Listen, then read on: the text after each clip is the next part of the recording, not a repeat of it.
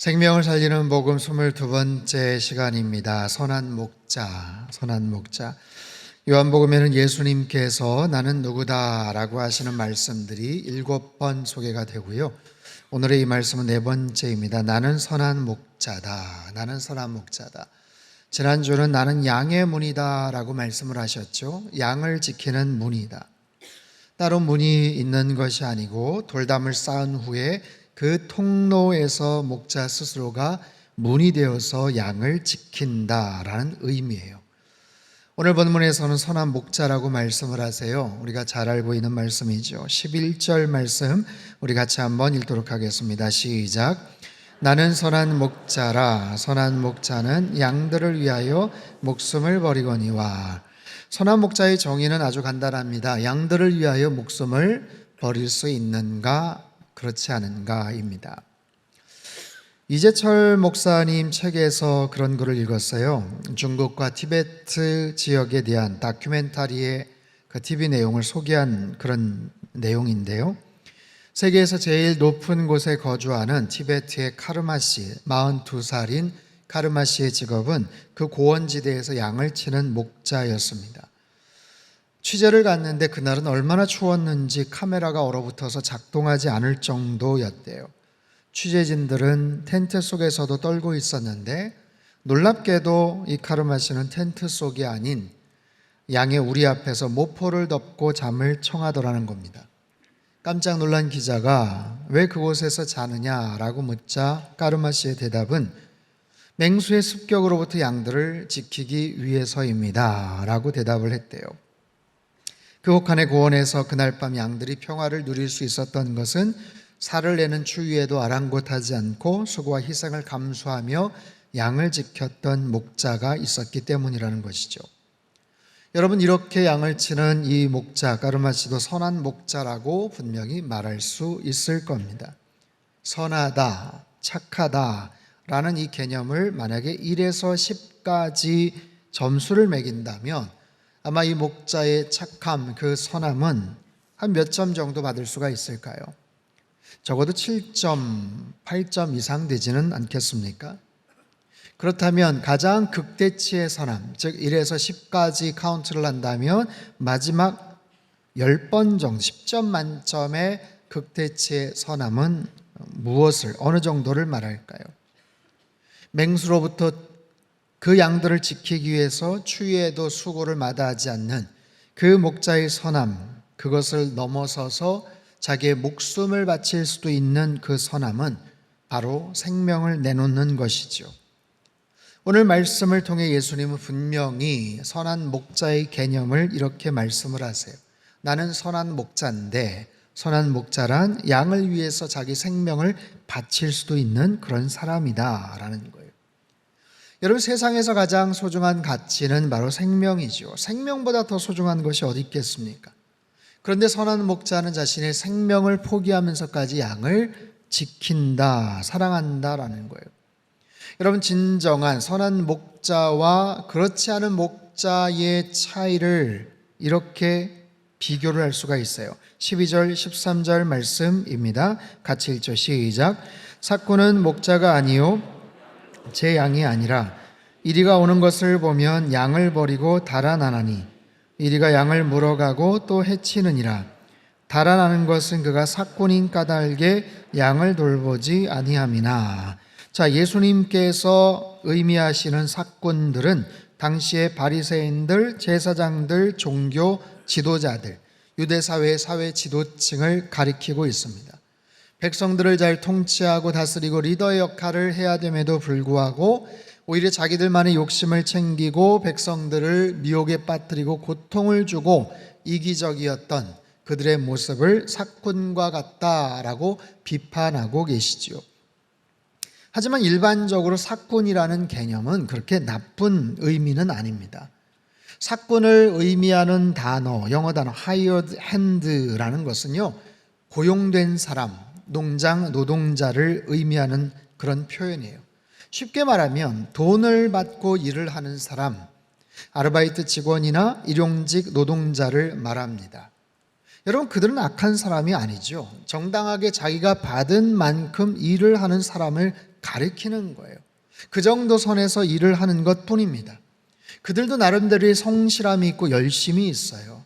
돈을 받고 일하기 때문에 그렇죠. 보통 때는 선한 목자나 사꾼 목자나 잘 구분이 보이지를 않아요. 하지만 문제가 발생을 하거나 어려움이 닥치면 상황은 달라집니다.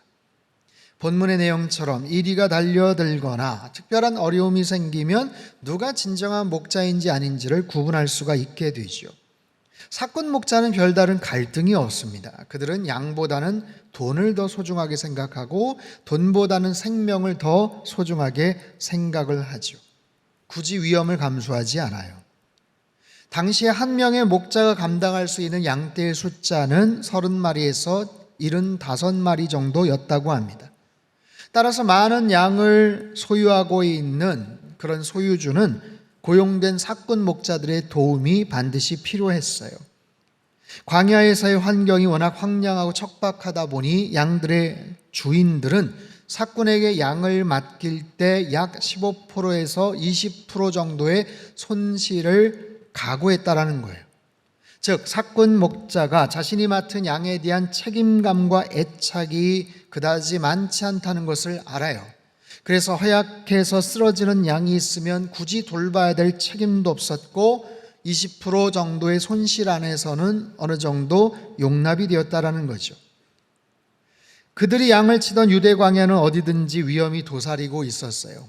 무엇보다도 맹수가 달려들거나 강도 떼들이 들이닥치면 그들은 양을 지키지 않고 도망을 갑니다.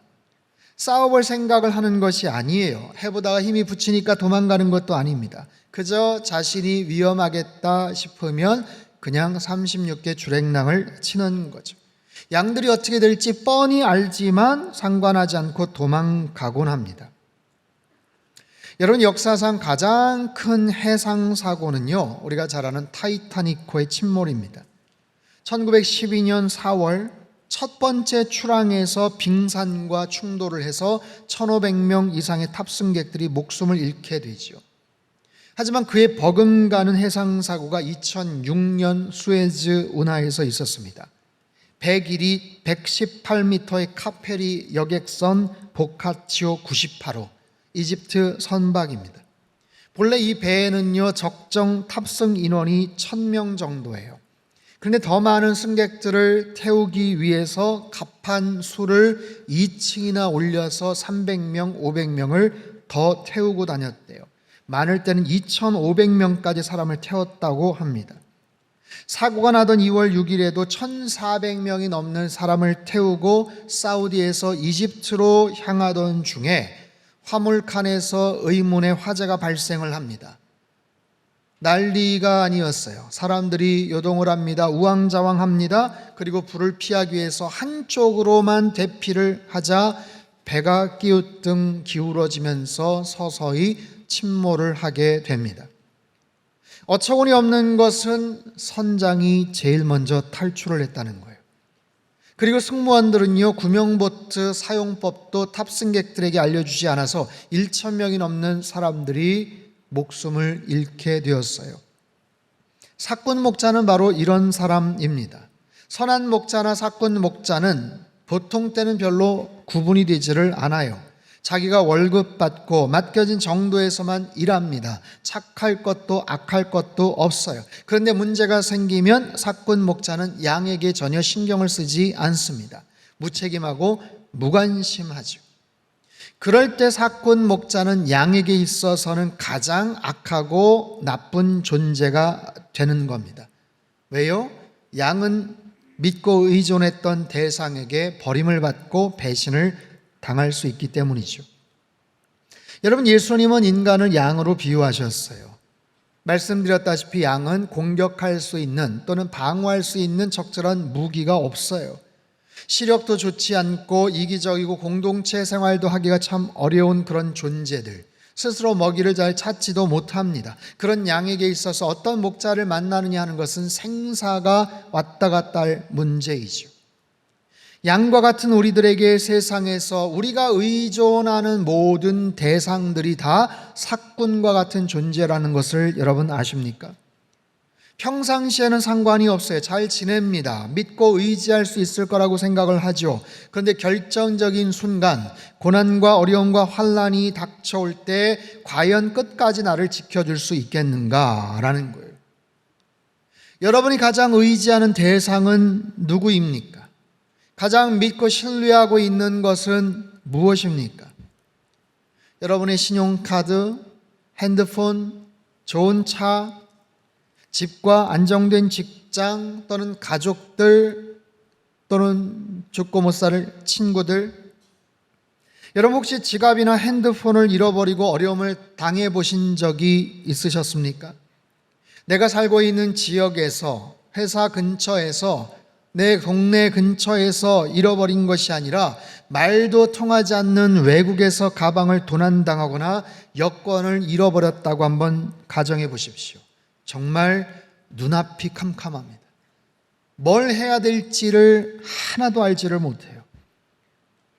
내가 철저하게 혼자구나라고 생각을 해보신 적이 있습니까? 병원에서 큰 수술을 받아보신 적이 있다면 그 수술실 들어가는 데 있어서 아무것도 착용할 수 없고 가져갈 수 없다는 것을 아실 겁니다. 누구도 마지막까지 함께 들어갈 수가 없어요. 다니던 직장, 회사, 여러분이 맺고 있던 모든 관계들과 서서히 하나둘씩 이별을 해보신 적이 있을 겁니다. 사랑하는 자녀들, 사랑하는 가족들도 마찬가지예요. 내가 그들을 지켜줄 수 없고요. 그들도 나를 끝까지 지켜줄 수 없어요. 아무리 사랑하는 자녀들이고 사랑하는 가족들이지만 결국에는 시험장에 혼자 가야 되고 군대에 혼자 들어가야 되고 아파도 대신 아파할 수가 없습니다.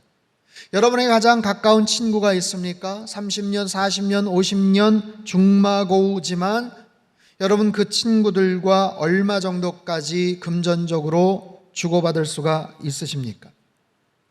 어쩌면 우리 주변의 모든 관계는 사꾼과도 같아요.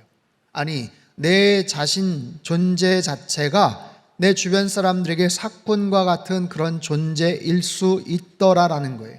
흔히들 말하죠. 사람은 사랑할 대상이지 의지하거나 신뢰할 대상이 아니다라는 거예요. 맞습니다. 최선을 다한다고 약속했지만 하지 못할 일들, 약속 지키지 못할 일들이 얼마나 많은지 몰라요.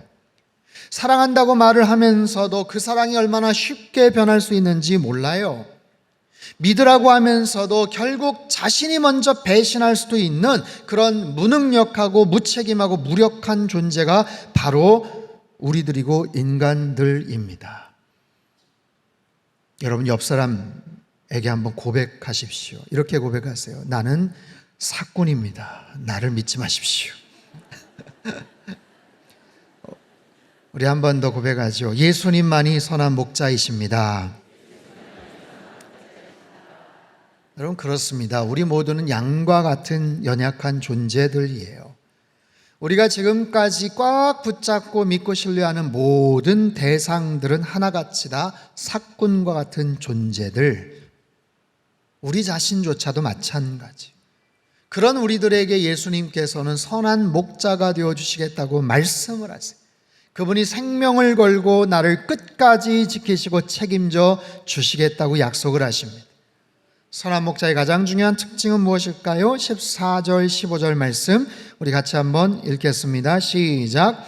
나는 선한 목자라. 내 양을 알고 양도 나를 아는 것이 아버지께서 나를 아시고 내가 아버지를 아는 것 같으니 나는 양을 위하여 목숨을 버리노라. 아멘. 선한 목자의 가장 중요한 특징은 양들을 아주 잘 아신다라는 거예요. 양에 대해서 가장 잘 알아요. 그들의 필요가 무엇인지를 알아요. 그들이 무엇을 좋아하는지 알아요. 그들이 무엇을 싫어하는지도 알아요. 그들이 무엇을 먹어야 되는지 먹으면 안 되는지도 알아요.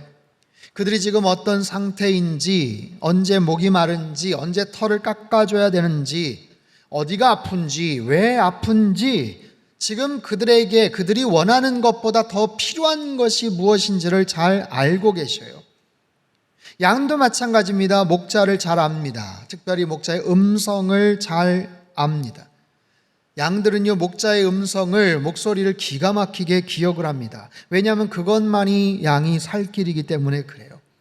자신의 능력으로, 자신의 힘으로 살 수가 없어요. 그래서 양은 죽을 힘을 다해서, 최선을 다해서 목자의 음성을 구별하고 따라다닙니다. 아프리카 케냐에서 8년간 목자로 살았던 필립 켈러라는 분이 있어요. 어느 날 이 필립 켈러가 친구 목자와 들판에서 만나 잠시 시간을 보냈습니다. 두 목자가 시간을 보내다 보니 어느 순간 두 목자가 소유하는 양들이 수십 마리, 수백 마리가 서로 엉켜져 버렸어요. 섞여져 버린 그 양들의 모습을 전혀 구분할 수는 없었습니다. 어떻게 양을 구별하여서 다시 데려갈 수가 있었을까? 필립 켈러는 그저 자연스럽게 대화가 마치고 친구하고 이별을 하면서 엉켜서 놀고 있던 양들에게 얘들아 가자라고 말했다는 거예요. 그러자 그 목자의 음성을 들은 양떼들은요, 자연스럽게 거짓말처럼 정말 두 떼로 나뉘어서 각각 자기 목자들을 따라갔다라는 거예요. 여러분, 이처럼 양들은 목자의 음성을 기가 막히게 기억하고 알아듣습니다. 왠지 아세요? 그래야 살 수 있기 때문에 그래요. 그래야 자신의 생명을 지킬 수 있기 때문에 그렇습니다. 사랑하는 성도 여러분, 우리는 양과 같은 그런 존재들이에요. 양과 같이 연약한 존재들입니다. 우리에게는 목자가 필요합니다. 선한 목자 되시는 예수님, 선한 목자 되시는 주님의 음성을 날마다 듣고 순종하며 살아가시기를 바랍니다. 내 인생의 목자, 선한 목자가 되신 그분의 음성을 듣고 그분의 말씀에 귀를 기울이고 살아가는 것이 내 인생을 가장 아름답고 가장 올바르게 살아갈 수 있는 최상의 방법이고 비결이에요. 그분께서 내 인생을 아십니다. 내 자녀들의 앞길을 아십니다. 내 진로와 직장과 사업체의 지금 그 문제를 어떻게 해결해야 될지도 아십니다. 가장 옳은 길이 어딘지, 가장 편한 길이, 가장 행복한 길이 어딘지도 알고 계셔요. 그래서 거기에 대한 분명한 확신과 믿음을 가지고 그분만을 따르며 살아가시기를 주님의 이름으로 축원합니다. 마지막 16절 말씀이에요. 같이 한번 읽죠. 시작. 또 이 우리에 들지 아니한 다른 양들이 내게 있어 내가 인도하여야 할 터이니 그들도 내 음성을 듣고 한 무리가 되어 한 목자에게 있으리라. 자, 선한 목자에게는 중요한 관심사가 있어요. 선한 목자는 울타리 안에 있는 양들을 보호하지만 그러면서도 동시에 울타리 바깥에 머물고 맴돌고 있는 양떼들에게 시선이 가 있어요.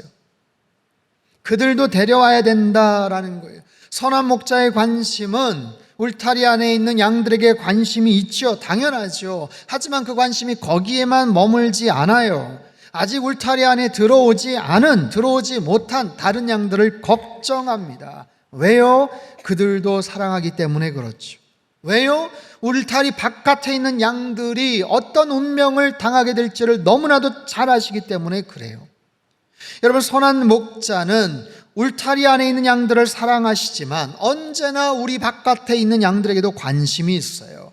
왜냐하면 내버려두면 그 양들은 목숨을 잃어버릴 것이기 때문에 그래요. 그래서 양 99마리를 내버려두고도 잃은 양 한 마리를 찾으러 갈 수 있는 것이 선한 목자의 마음이고 안타까워하는 그런 가슴 속에 있는 비전이에요. 여러분, 우리가 구원받은 성도들이라면, 우리들이 양 울타리 안에 놓여있는 양의 모습이라면 이 선한 목자의 마음과 선한 목자의 비전을 우리는 알고 배워야 됩니다. 울타리 안에 있기 때문에 나만 바라봐 주기를 바라고 나만 케어하고 나만 관심을 가져다 주기를 바라는 그런 이기적인 마음이 아니라 선한 목자가 바라보시는 그 마음과 그 시선이 어디에 가 있는지도 우리도 같이 보면서 안타까워해야 된다라는 거지요. 아직 문 밖에서 들어오지를 못하고 갈등하고 방황하는 양들이 있다라는 사실이에요.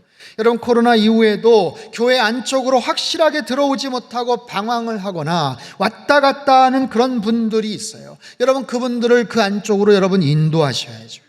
이것이 선한 목자의 마음과 비전이고 우리에게도 같이 품기를 원하시는 주님의 마음이기도 합니다. 여러분, 인생을 살면서 좋은 가이드를 만난다는 것이 얼마나 큰 축복입니까? 모처럼 떠난 관광지에서, 가족들하고 같이 간 그런 여행지에서 정말 갯돈을 부어서 지인들과 친구들과 회갑잔치를 가고 부모님 모시고 어디 먼 곳에 가서 여행을 갔는데 좋은 가이드를 만나느냐 그렇지 못하느냐는 것은 엄청난 차이가 있어요. 모처럼 시간을 내고 돈을 냈는데 경험이 부족하고 미숙하고 준비되지 못한 가이드를 만나면 그 기간 동안 얼마나 속이 상하고 마음이 불편한지를 몰라요. 여러분, 우리들은 좋은 물건을 싸게 파는 곳이 있거나 동네 맛집이 생기면 누군가에게 추천을 하고 소개하는 것을 마다하지 않습니다. 내가 갖고 있는 좋은 아이디어, 꿀팁을 누군가에게 제공하는 것을 굉장히 기뻐합니다. 그렇다면 내 인생에 선한 목자가 있으시고 좋은 인생의 가이드가 있다라는 것을 소개해야 되지 않겠어요? 우리가 얼마나 연약한 존재이고 무력한 양과 같은 존재인지를 알고 가르쳐주고 주변 사람들에게 선한 목자 되신 예수님을 소개하는 것, 양의 울타리 안으로 들어오도록 소개하고 인도하는 것이 우리의 목적이고 삶의 의미요, 교회가 이 땅에 존재하는 바로 존재 이유이기도 합니다. 여러분, 예수님이 우리의 선한 목자가 되셔요. 그분이 우리의 형편과 상황을 알고 계셔요. 오늘 이 자리에 와서 예배를 드리시는 여러분들의 모든 생각과 마음과 형편과 처지를 가장 사랑하는 사람도 제대로 알지 못하고 바로 옆에 앉아있는 사람도 잘 알지를 못하지만 예수님은 알고 계셔요. 여러분의 마음을 알고 계셔요. 한 주 동안 얼마나 힘들었는지를 주님은 알고 계셔요. 내가 어떤 생각과 어떤 불편한 마음들이 있었는지를 주님은 알고 계셔요. 예배를 드리고 나서 오늘 이후의 모든 삶의 스케줄과 계획들이 어떠하다라는 것, 여러분, 주님은 알고 계셔요. 코로나 이후에 사람들은 세상이 어떻게 될 것인지에 대해서 굉장히 많은 관심을 갖고 있습니다. 여러분, 코로나를 겪으면서 사람들이 염려하는 가장 큰 세계적 위험 요인이 무엇인지 여러분 아십니까? 지난 1월 달 세계 경제 포럼 관계 전문가들이 841명이 모여서 발표한 보고서가 있어요. 거기에 나온 1위, 극단적 이상 기후입니다. 2위, 기후변화 대응 실패입니다. 3위, 인간의 환경 파괴입니다. 1위부터 3위까지가 모두 기후와 환경과 관련된 사항이었어요. 지구상의 온도가 1도 오르는데 2500년이 걸렸대요. 그런데 지난 100년간 1도가 상승했다고 합니다. 남극에서 녹는 얼음의 양이 해마다 수영장 7760만 개를 채울 수 있을 정도래요. 1년 동안. 아마존에선 1년간 사라진 산림의 양이 축구장 120만 개의 크기가 사라졌다고 합니다. 해마다 그만큼 아니면 그 이상이 사라져버리는 거예요. 우크라이나, 러시아의 전쟁은 끝날 줄을 몰라요. 국제정세는 갈수록 꼬이고 있어요. 물가와 치명적 경제적 어려움이 전 세계로 지금 확산되고 있습니다. 대통령들이 모여서 나토에 가서 회의를 하고 세계 주요 정상들이 모여 머리를 맞대지만 그다지 뾰족한 수가 나오지를 못하고 있어요. 지난 15년 동안 우리나라에서 저출산 문제를 해결하고자 투입된 예산이 자그마치 380조 2천억입니다. 정말 어마어마한 예산이 저출산 문제를 한번 해결해 보겠다고 투여가 됐지만 현재 대한민국의 출산율은 OECD 꼴찌 0.84명이에요. 엊그제 교육감, 청주시장, 도지사 취임식이 있었습니다. 새로 자리를 맡은 일꾼들이 큰 포부를 이야기하고 멋진 계획들을 발표했어요. 저도 교육감 취임식에 초청을 받아 갔었고 정말 잘하시기를 기도하는 마음으로 다녀왔습니다. 하지만 불과 몇 년 만에 대단한 성과를 만들고 큰 변화를 이끌어가는 것은 참 어렵겠다라는 그런 생각을 합니다. 여러분, 이 세상에는 참된 소망이 없어요. 수많은 사람들이, 전문가들이, 정치인들이 나름대로의 대안들을 이야기하고 그렇게 설명을 하지만 그 속에서 획기적인, 궁극적인 참된 소망을 기대한다는 것은 참 어려운 것 같습니다. 우리들은 코로나 이후에 탈종교의 시대, 탈기독교의 시대를 살아가고 있어요. 교회에 대해서 관심들이 사라집니다. 종교 자체에 대해서 관심들이 사라집니다. 코로나 기간 동안 불교나 천주교에 호감을 갖게 되었다고 하지만 사람들이 그쪽으로 또 몰리는 것도 아니에요. 그 기간 동안 사람들은 더 자극적인 곳에 관심을 갖게 되었고요, 더 자기 중심적인 결정과 선택을 날마다 취하면서 살아갑니다. 열심히 살아가요. 잘 살아보겠다고 노력을 합니다. 하지만 정작 선한 목자 되신 예수님에게는 관심을 두지를 않아요. 그러면서 뾰족한 대안도 없이 여전히 수없이 많은 사건과 같은 존재들을 바라보고 의지하면서 더더욱 불안해하고 두려워하고 있습니다. 사랑하는 성도 여러분, 우리 인생에는 좋은 인생의 가이드가 필요합니다. 예수님께서 우리 인생의 가장 선한 목자가 되시고 가장 완벽한 가이드가 되어주시는데요, 여러분, 우리 인생의 그 예수님을 알고 이 자리에 와서 우리 인생의 목자 되시는 주님 앞에 예배를 드리고 있다는 사실로 인하여 여러분 감사하시기를 바랍니다. 여러분, 사꾼을 의지하지 마시고 선한 목자를 의지하며 살아가시기를 바랍니다. 시편 기자 다윗이 말하죠. 여호와는 나의 목자시니 내게 부족함이 없으리로다. 부족함이 없다라는 것은 아쉬울 것이 없다라는 그런 의미입니다. 주님께서 우리의 목자가 되신다면, 우리가 목자 되신 그분 안에 거하고 있다면, 그분의 통치와 다스림 안에 있다면 그저 적당한 거리를 두고 왔다 갔다 필요할 때만 그러는 것이 아니라 확실하게 그분의 통치와 그분의 주권 가운데, 그분의 섭리 가운데 내가 거하고 있다면 여러분, 우리의 삶 속에 부족할 것이 없고 아쉬울 것이 없다라는 사실을 분명히 믿으십시오. 우리 주님을 나의 목자로 삼고 그분만을 따르며 살아가시기를 주님의 이름으로 축원합니다. 여러분, 2022년도 절반을 살아왔어요. 올 한 해 시작할 때 참 막막하고 답답하고, 이 코로나 상황이 도대체 올해는 어떻게 끝나기는 할 건가, 얼마나 정말 답답했었는지 몰라요. 그럼에도 불구하고 엔데믹 시대를 맞이하고 지금 이 정도까지 하나님께서 지켜주셨죠. 인도하신 하나님께 여러분 감사의 고백을 드리십시오. 하나님이 여기까지 인도해 주신 줄 믿습니다. 힘들고 어려운 상황에도 우리와 함께 해주신 줄로 믿습니다. 그 하나님께서 앞으로의 인생도 우리와 함께 해주실 줄로 믿습니다.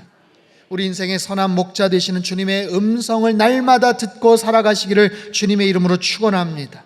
대신 아직도 주님을 목자로 섬기지 않고 다른 엉뚱한 대상, 결국에는 떠나버릴 사꾼과 같은 존재를 의지하며 살아가는 사람들을 안타까이 여기시고 그들을 주님 앞에 인도하십시오. 주님을 만나게 하십시오. 선한 목자 되시는 주님과 늘 동행하시고 주님의 말씀에 늘 귀 기울이시고 음성에 순종하심으로 생명과 소망을 더욱더 풍성하게 누리며 살아가시기를 주님의 이름으로 축원합니다.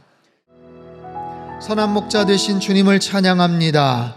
어느 누구도 의지할 대상이 없고 아무도 나의 마음과 형편과 처지를 제대로 알지 못하지만 목자 되신 주님은 나의 상황을 알고 계시고 푸른 초장과 쉴만한 물가로 인도해 주시는 하나님이신 줄로 믿습니다. 여기까지도 믿음 가지고 왔습니다. 앞으로도 주님 바라보며 주님의 은혜 가운데 살게 하여 주시옵소서. 목자 되신 주님의 음성을 날마다 경청하며 남은 하반기, 남은 평생의 삶도 그렇게 순종하며 살게 도와주옵소서. 존귀하신 예수님의 이름으로 기도합나이다. 아멘.